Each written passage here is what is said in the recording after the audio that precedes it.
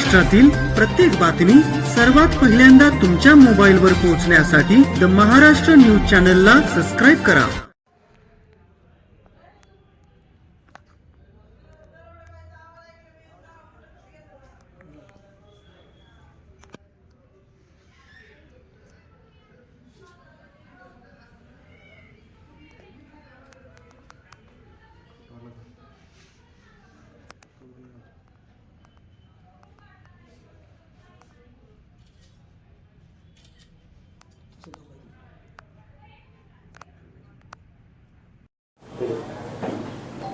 नमस्कार, माझं नाव ऋषिकेश अधिकारी, पोलीस निरीक्षक, सासवड पोलीस स्टेशन।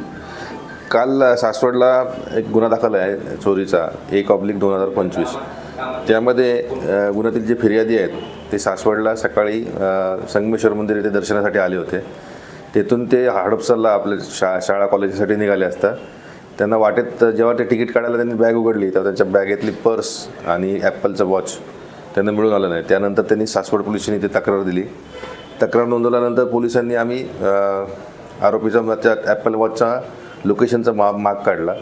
त्या मागावर गेला असता सदरच्या ठिकाणी ते एका ठिकाणी गेल्यावर ते वॉच कनेक्ट झालं। तर वॉच कनेक्ट झाल्यावर आम्ही त्या ठिकाणी त्या घराची झडती घेतली। सदर ठिकाणी हा आरोपी आणि त्याच्याकडनं 8 मोबाईल आणि 8 लॅपटॉप हस्तगत केलेले आहेत। आरोपी अटक केला आहे, त्याला 2 दिवसाची पोलीस कस्टडी मिळाली आहे। आरोपीकडून अजून काय माहिती मिळाली?